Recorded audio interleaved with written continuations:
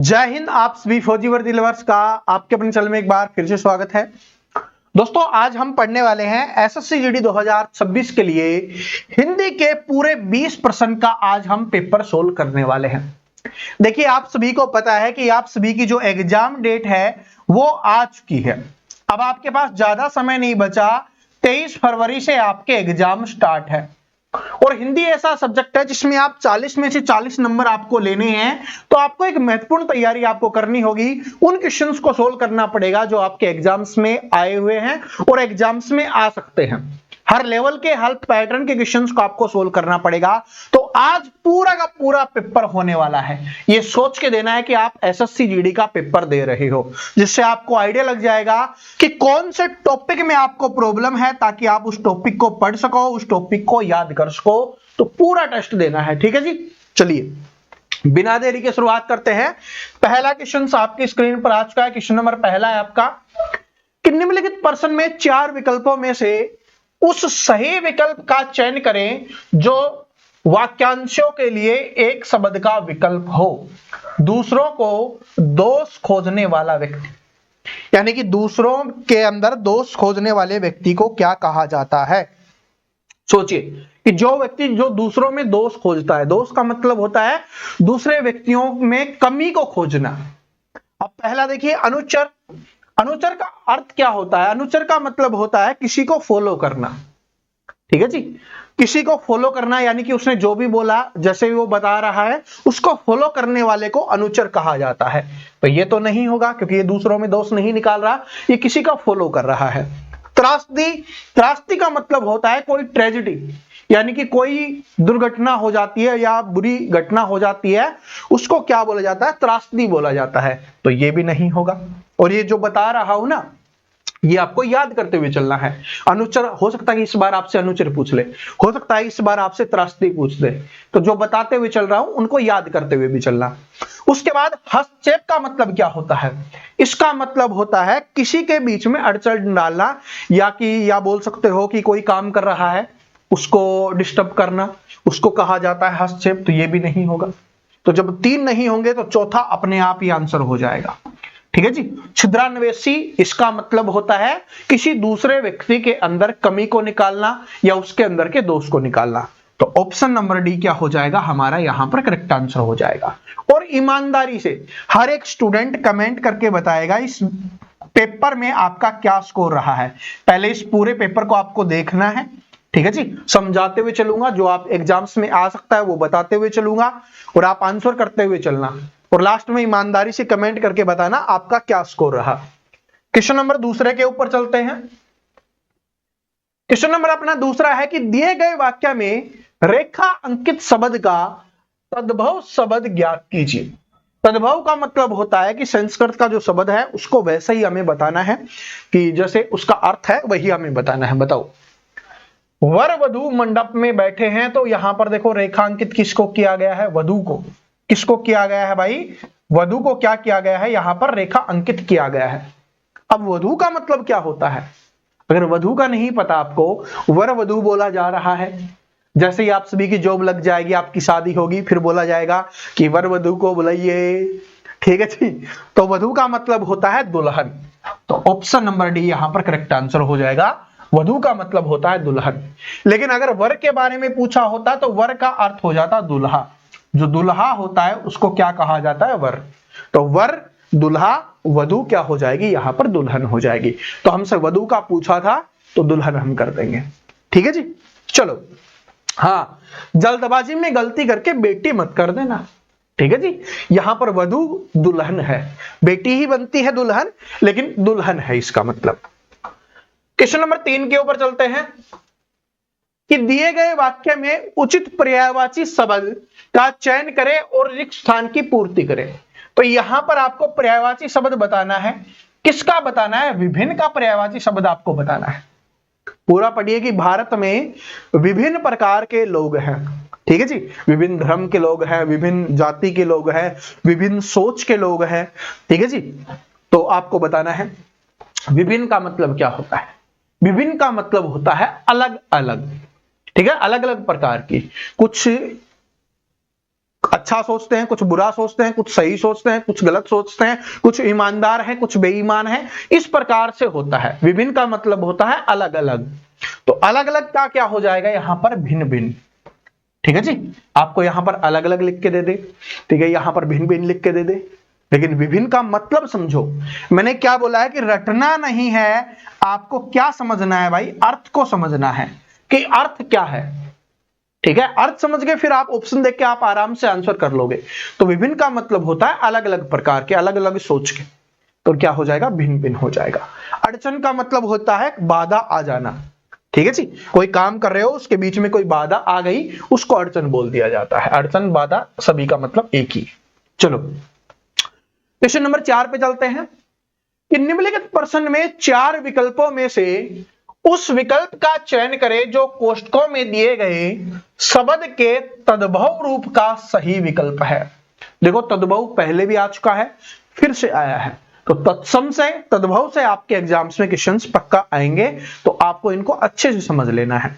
ठीक है जी, इनकी जितनी प्रैक्टिस कर सकते हो आपको प्रैक्टिस करनी है, और जल्दी ही स्पेशली तद्भव और तत्सम की एक क्लास में आपके लिए लेके आऊंगा जो आपके लिए काफी ज्यादा हेल्पफुल रहेगी। चलो, हम खाना खाने में हमेशा अम्लिका का उपयोग करते हैं, तो आपको बताना है अम्लिका है। ठीक है जी, अब आपको बताना अम्लिका का अर्थ अगर आपको पता है तो कर लोगे, और वैसे आप इनका देख सकते हो, थोड़ा समझ में आ जाएगा। तो अम्लिका क्या है, इमली का। किसका भाई, इमली का। ठीक है जी, अम्लिका का क्या हो जाएगा, इमली हो जाएगा, ये संस्कृत रूप होता है। ठीक है, तो अम्लिका क्या हो जाएगा, इमली हो जाएगा। आगे बढ़ते हैं, क्वेश्चन नंबर 5 के ऊपर चलते हैं कि दिए गए वाक्य में रेखांकित शब्दों के लिए सही शब्द का विकल्प आपको चयन करना है। कई दिनों के पीछे आज धूप आई है, यहां पर क्या होगा ये अपने को बताना है। ईमानदारी से देखो इस क्वेश्चन को।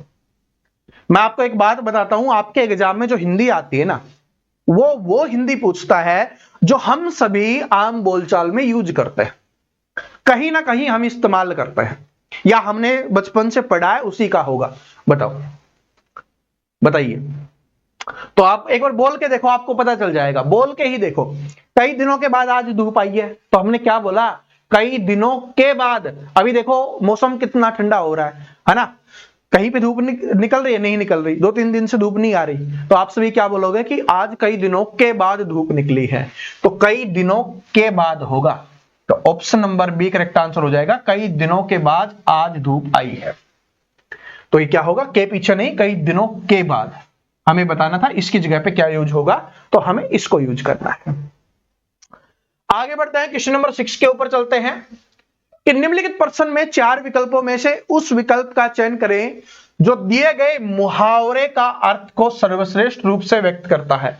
सारे के सारे मुहावरे मैं याद करवा चुका हूं, आपको बता चुका हूं कि किस प्रकार से आपको याद करने हैं, और आज आपको टेलीग्राम पर है ना, आज रात को मैं डाल दूंगा आपके टेलीग्राम पर।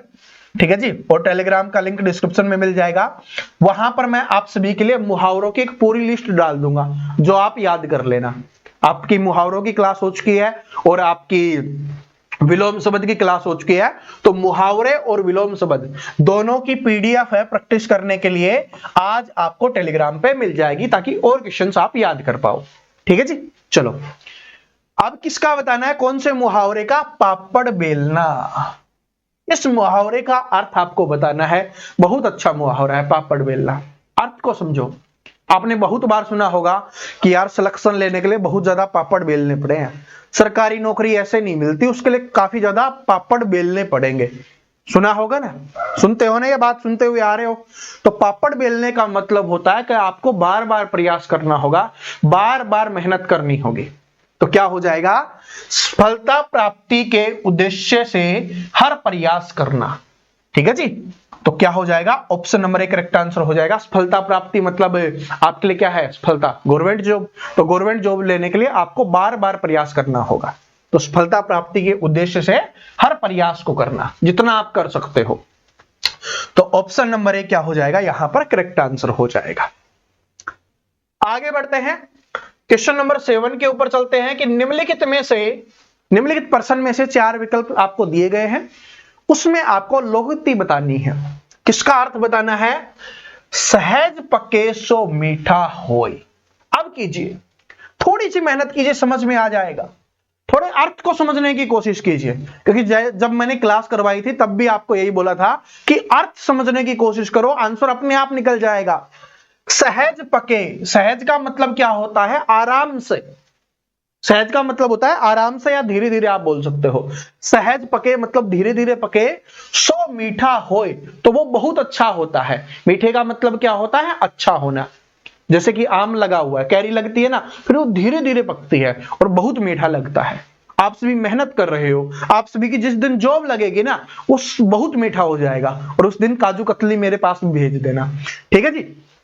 तो सहज पके सो मीठा होए का मतलब क्या हो जाएगा कि धीरे धीरे कार्य में लगे रहने से परिणाम अच्छा मिलता है, यानी कि लगातार करते रहो।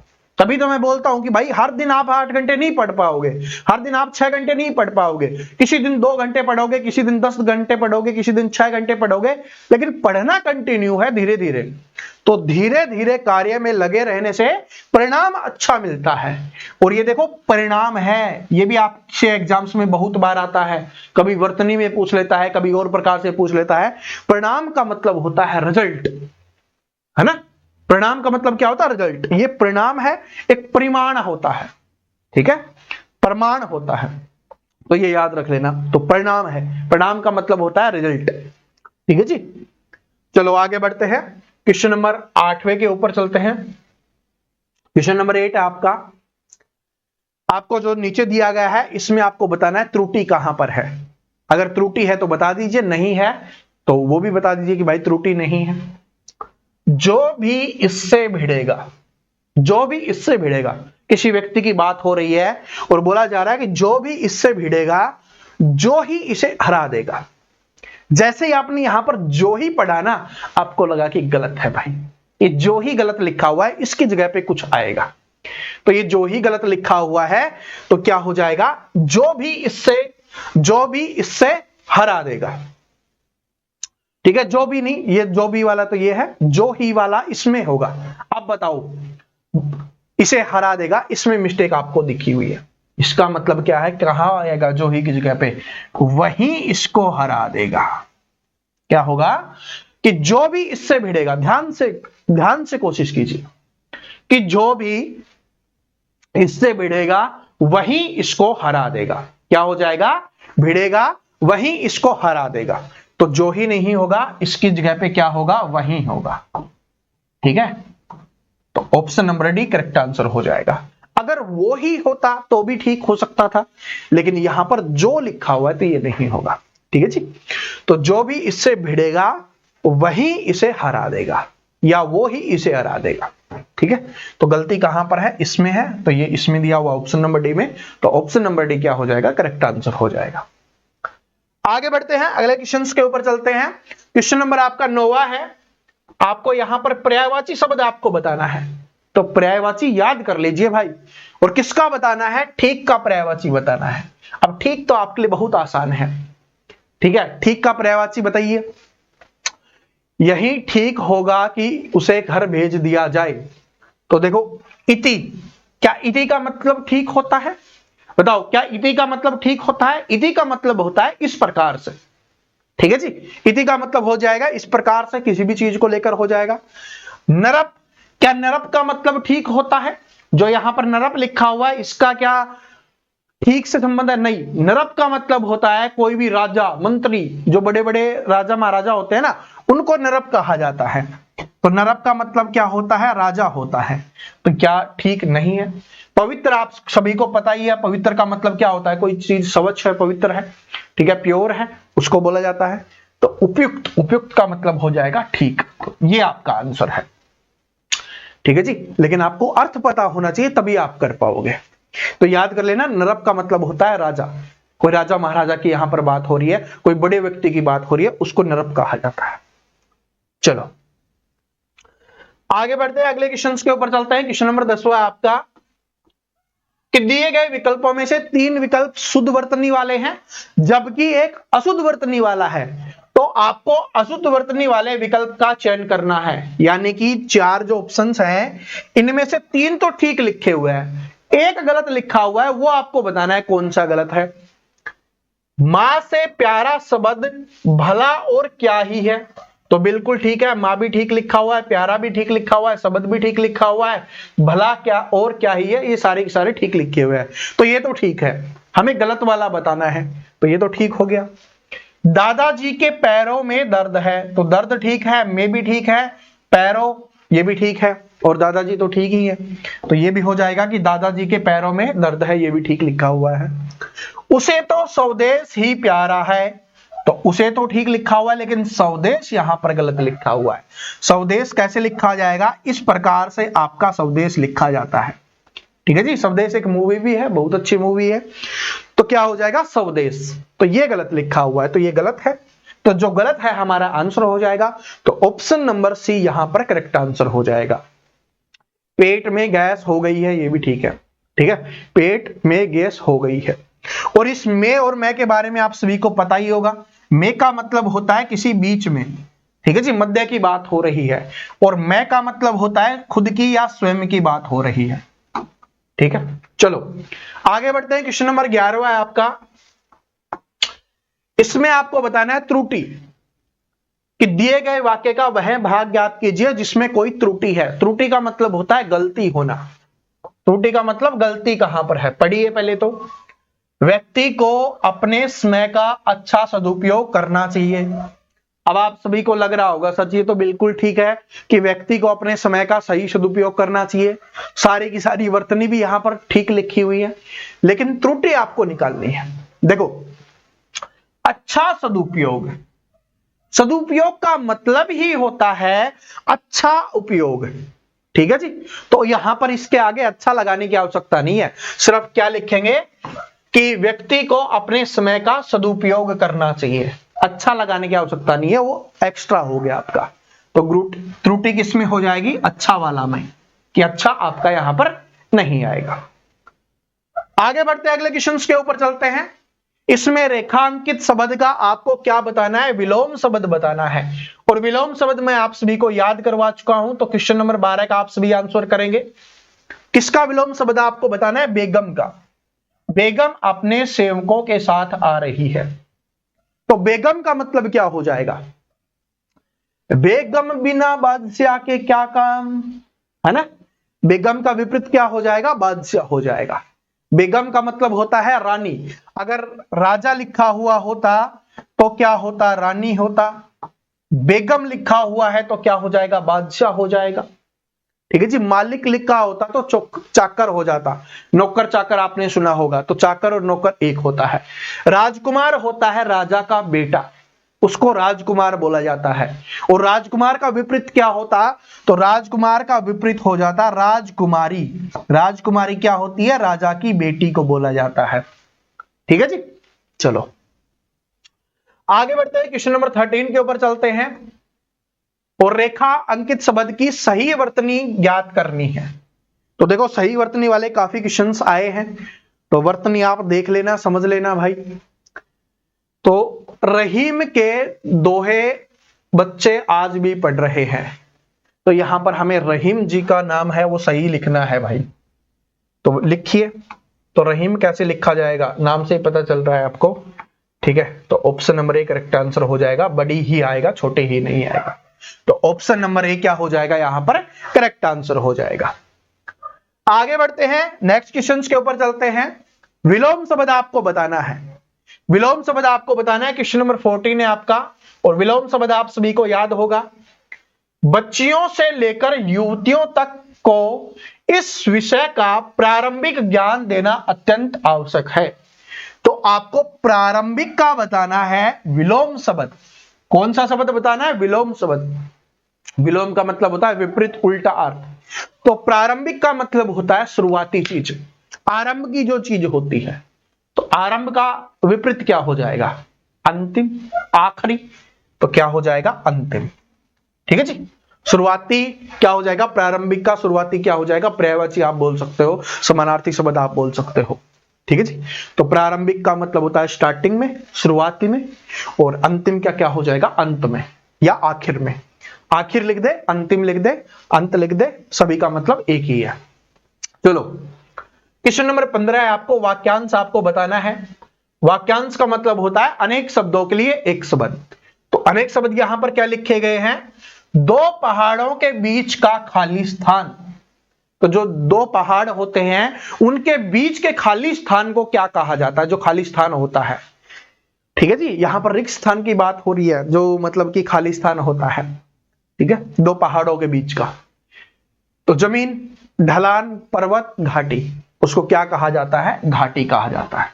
ठीक है जी, दो पहाड़ों के बीच का जो खाली स्थान होता है, जैसे पहाड़ बना हुआ है, फिर ऐसे आपने देखा होगा दूसरा पहाड़ बना हुआ है, अपनी अरावली वाली पहाड़ियां आपने देखी होंगी तो आपको पता होगा। तो दो पहाड़ों के बीच के खाली स्थान को क्या कहा जाता है, घाटी कहा जाता है। नेक्स्ट क्वेश्चन के ऊपर चलते हैं। क्वेश्चन नंबर कौन सा हो गया, 15 हो गया। क्वेश्चन नंबर 16 आपको बताना है, ये क्वेश्चन नंबर 16 है आपका। अब देखो यहां से 5 क्वेश्चंस आते हैं, इस बात को नोट कर लेना। 5 क्वेश्चंस का मतलब है एक क्वेश्चन 2 नंबर का, यानी कि 10 नंबर आपके गद्यांश से आने वाले हैं। तो अगर आपने गद्यांश को थोड़ा सा समझ लिया अच्छे से तो 10 नंबर आप पक्के कर सकते हो। तो गद्यांश को समझिए कि कार्तिक कृष्ण अमावस्या को दिवाली है। अब यहां पर क्या आएगा, तो जो भाई कार्तिक कृष्ण अमावस्या को दिवाली मनाई जाती है, ये हो सकता है, दिवाली पड़ती है, दिवाली होती है। देखो क्या है ऑप्शन में, उड़ती, पड़ती, तो ये हो जाएगा पड़ती। तो क्या हो जाएगा, कार्तिक कृष्ण अमावस्या को दिवाली पड़ती है। इस खालिस्तान से लोग दिवाली मनाते हैं कि राम जी का अयोध्या में। तो किस चीज से दिवाली मनाते हैं, तो इस भाव से, यानी कि उनकी भावना है। तो क्या हो जाएगा, इस भाव से लोग दिवाली मनाते हैं कि राम जी का अयोध्या में खालिस्तान हुआ था। तो राम जी दिवाली के समय पर अयोध्या में लौटे थे और उनका क्या हुआ था भाई, राज्याभिषेक हुआ था। राज्याभिषेक का मतलब होता है उनको राजा बनाया गया था। समझ रहे हो कि वो दिवाली पर लौटे थे, तो इसलिए दिए जलाए जाते हैं। तो अयोध्या में क्या हुआ था, राज्याभिषेक हुआ था और खालिस्तान में दीप जलाए गए थे। तो बताओ, तो घर घर में, हर घर में, घर घर का मतलब क्या होता है, हर घर में, हर घर घर में दीप जलाए गए हैं और उनका खालिस्तान राज्याभिषेक हुआ। तो उनका विधिवत, विधिवत का मतलब होता है विधि के अनुसार, जिस प्रकार से सभी का राज्याभिषेक होता है ना, यानी कि कोई राजा बनाया जाता है तो उसमें जो भी चीजें होती हैं उसी के अनुसार। तो विधिवत राज्याभिषेक हुआ और लोग घर घर में दीप जलाते हैं। तो समझ में आ गया आप सभी को। तो इसको थोड़ा और जूम करके आपको समझा देता हूं, जो आपका ये गद्यांश है इसको अच्छे से कर लीजिए कि कार्तिक कृष्ण अमावस्या को दिवाली पड़ती है। दिवाली पड़ती है क्योंकि ऑप्शन में पड़ती लिखा हुआ था, अगर ऑप्शन में होती है लिखा हुआ होता तो होती है हम लिख देते यहां पर। ठीक है, तो कार्तिक कृष्ण अमावस्या को दिवाली पड़ती है। इस भाव से लोग, क्या हो जाएगा, इस भाव से लोग दिवाली मनाते हैं कि राम जी का अयोध्या में क्या हुआ था, राज्याभिषेक हुआ था, राज्याभिषेक हुआ था। ठीक है जी, और खालिस्तान में दीप जलाए गए थे और घर घर में, या आपको घर घर ना लिख के देके हर घर में लिख के दे सकता है क्योंकि सभी घरों में दिए जले थे। तो घर घर में दीप जलाए गए थे। दीप का मतलब होता है दिए। ठीक है जी, जो दीपक होता है, दीप लिख दे, दीपक लिख दे, दिया लिख दे, सभी का मतलब एक ही होता है। और उनका विधिवत राज्याभिषेक हुआ था। तो विधिवत का मतलब क्या हो जाएगा, विधि के अनुसार। ठीक है जी, तो इस प्रकार से आपको इसका अर्थ समझ के इसका आंसर करना है। तो यहां पर आपके पूरे के पूरे 20 क्वेश्चन हो चुके हैं। ये 16 नंबर का था, ये आपका 17, 18, 19 और 20। अब ईमानदारी से हर एक स्टूडेंट कमेंट करके बताएगा कि 20 में से आपका स्कोर क्या रहा और इस 20 में आपको क्वेश्चंस कैसे लगे। ठीक है जी, कौन से टॉपिक में आपको प्रॉब्लम आई है तो वो भी कमेंट करके बता देना, ताकि सबसे पहले हम उसी टॉपिक के क्वेश्चंस आपको करवाएं, वही टॉपिक आपको पढ़ाया जाएगा। ठीक है जी, और भाई जिसने भी अपने जीके जीएस वाले नोट्स अभी तक नहीं लिए हैं तो आप जीके जीएस वाले ये नोट्स ले सकते हो, सिर्फ 99 रुपए में अपने ऐप पे आपको मिल जाएंगे। ऐप का लिंक डिस्क्रिप्शन में मिल जाएगा और ये सिर्फ हिंदी लैंग्वेज में है, इस बात को भी नोट कर लेना भाई। ठीक है जी, history, polity, geography, economics, static GK, science के क्वेश्चंस, और आप सभी को पता बहुत इंपॉर्टेंट है आप सभी के लिए। ठीक है, तो ऐप का लिंक डिस्क्रिप्शन में है, तो वहां से जाके आप इसको परचेज कर सकते हो, सिर्फ 99 रुपए आपको देने हैं। ठीक है जी, और इसके अलावा जिनको मुहावरे, विलोम शब्द और बाकी और हिंदी की पीडीएफ आपको जैसे जैसे क्लास आती रहेगी वो मिलती रहेगी, तो नीचे टेलीग्राम का लिंक दिया हुआ है, वहां पर जाके आप जरूर जुड़ जाना। और आप चैनल पे नए आए हो, क्लास अच्छी लगी है तो चैनल को सब्सक्राइब करके बेल आइकन को प्रेस कर लेना। सुबह डेली 6 बजे, ठीक है जी, सॉरी सुबह 9 बजे और शाम को 6 बजे आपको डेली 2 क्लासेज हैं वो एसएससी जीडी के लिए मिल रही हैं, आपकी तैयारी करवाई जा रही है। मिलते हैं नेक्स्ट वीडियो में, तब तक हंसते रहिए, मुस्कुराते रहिए, पढ़ते रहिए। जय हिंद।